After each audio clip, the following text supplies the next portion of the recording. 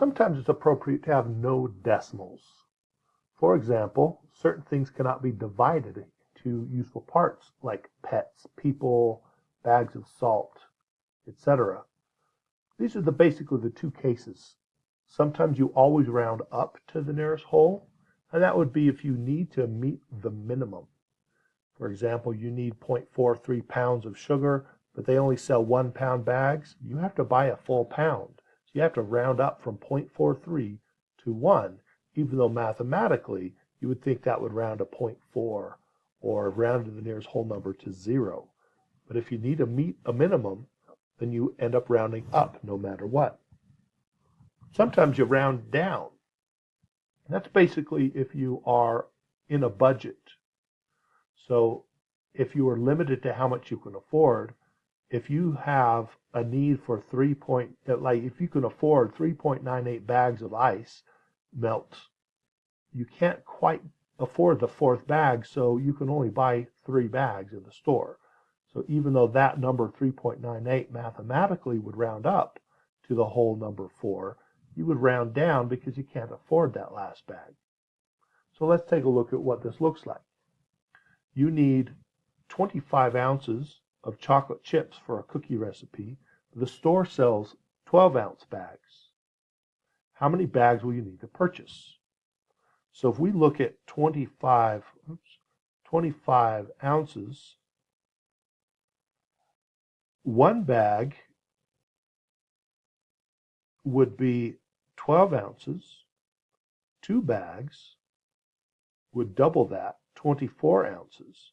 But if we get 2 bags, we don't quite have enough. So if we really need 25 ounces, we need to make that minimum. We look at 3 bags, and now that's 36 ounces. That's more than enough, but it's the first one that's actually enough.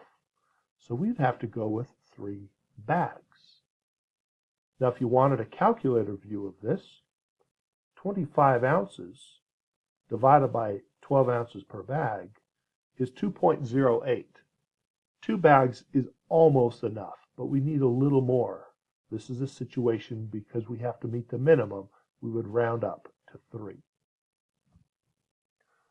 On the other hand, shopping for bags of cat food, the bag you want is $17.99. You only have $52 to spend.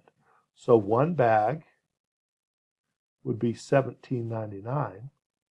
2 bags,